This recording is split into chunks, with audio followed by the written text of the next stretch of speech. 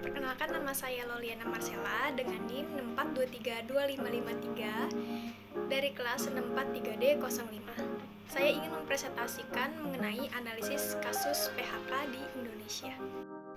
Kasus pemutusan hubungan kerja atau PHK di Indonesia meningkat signifikan hingga Oktober 2024. Kementerian Ketenagakerjaan atau Kemnaker mencatat 63.947 kasus PHK di Indonesia periode Januari sampai Juni 2024. Pada periode ini tercatat 32.064 pekerja yang terkena PHK. DKI Jakarta menjadi provinsi dengan kasus PHK terbanyak, yaitu 7.469 kasus. Banten berada di urutan kedua dengan 6.135 kasus. Jawa Barat menempati posisi keempat dengan 5.155 kasus. Jawa Tengah melaporkan 4.275 kasus PHK. Riau melengkapi 5 besar dengan 833 kasus. Faktor penyebab PHK sektor industri, tekstil, garmen, dan alas kaki menjadi kontributor utama di Jawa Tengah.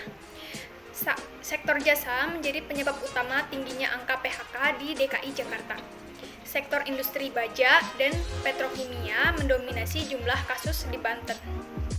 Kementerian Ketenagakerjaan berupaya memitigasi PHK dengan mempertemukan manajemen dan pekerja untuk mencegah pemutusan hubungan kerja. Contoh upaya mitigasi terlihat di Jakarta, di mana sektor jasa menjadi yang paling banyak mengalami PHK. Gelombang PHK massal ini memberikan dampak signifikan terhadap kalangan pekerja di berbagai sektor industri. PHK ini terjadi di tengah tantangan ekonomi yang dihadapi oleh banyak perusahaan.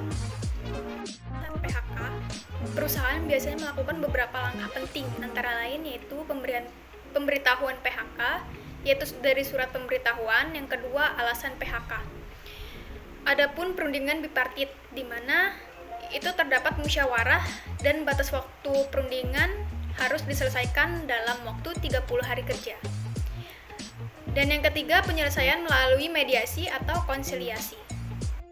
Berikut ini beberapa contoh pelanggaran yang dapat terjadi. Yang pertama, ada pelanggaran hukum, di mana pelanggaran hukum ada 3 macam, yaitu pelanggaran Undang-Undang Ketenagakerjaan, pelanggaran peraturan pemerintah, pelanggaran hak-hak pekerja. Yang kedua, pelanggaran kontrak kerja, di antaranya yaitu pelanggaran ketentuan kontrak kerja, pelanggaran perjanjian, pelanggaran kode etik. Yang ketiga, pelanggaran hak-hak pekerja, yaitu antara lain ada pelanggaran hak atas upah, pelanggaran hak atas cuti, pelanggaran hak atas lingkungan kerja, dan pelanggaran hak atas kesehatan dan keselamatan kerja. Dari pelanggaran yang terjadi pada kasus PHK biasanya akan berdampak terhadap karyawan dan perusahaan. Dampak PHK terhadap karyawan yaitu bisa kehilangan pendapatan. Dampak ini akan mempengaruhi kesejahteraan mereka. Lalu stres dan kesehatan mental.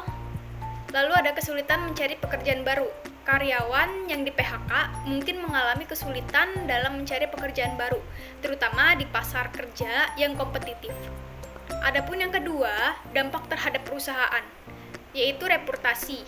PHK yang tidak dikelola dengan baik dapat merusak reputasi perusahaan di mata publik dan calon karyawan. Lalu ada produktivitas. PHK dapat mempengaruhi moral karyawan yang tersisa, yang dapat berdampak pada produktivitas. Lalu ada biaya. Meskipun PHK bertujuan untuk mengurangi biaya, proses PHK itu sendiri dapat menimbulkan biaya tambahan seperti pesangon dan biaya hukum.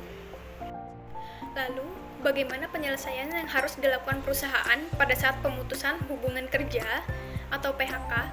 Penyelesaian yang harus dilakukan perusahaan pada saat pemutusan hubungan kerja atau PHK memang sangat penting untuk memastikan bahwa proses tersebut berjalan dengan adil, transparan, dan sesuai dengan hukum yang berlaku. Berikut adalah langkah-langkah penyelesaian yang harus dilakukan oleh perusahaan pada saat melakukan PHK. Yang pertama ada pemberitahuan PHK, yaitu terdapat surat pemberitahuan dan waktu pemberitahuan. Yang kedua ada perundingan bipartit, terdapat musyawarah dan dokumen. Yang ketiga ada penyelesaian melalui mediasi dan konsiliasi. Yang keempat ada pembayaran kompensasi, terdapat pesangon, uang pengganti hak.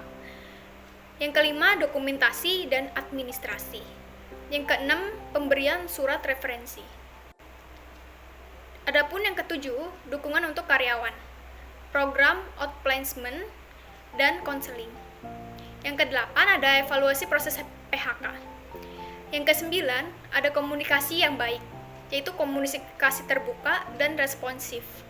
Yang kesepuluh, yaitu ada penghormatan terhadap hak-hak karyawan. Penghormatan terhadap hak-hak karyawan merupakan aspek penting dalam proses pemutusan hubungan kerja atau PHK. Perusahaan yang menghormati hak-hak karyawan tidak hanya memenuhi kewajiban hukum, tetapi juga menciptakan lingkungan kerja yang lebih baik dan menjaga reputasi perusahaan. Kesimpulannya adalah, penyelesaian yang baik dan sesuai prosedur saat melakukan PHK tidak hanya melindungi hak-hak karyawan, tetapi juga menjaga reputasi perusahaan dengan mencegah potensi sengketa hukum. Dengan mengikuti langkah-langkah di atas, perusahaan dapat menjalankan proses PHK dengan lebih baik dan lebih manusiawi. Sekian presentasi dari saya, kurang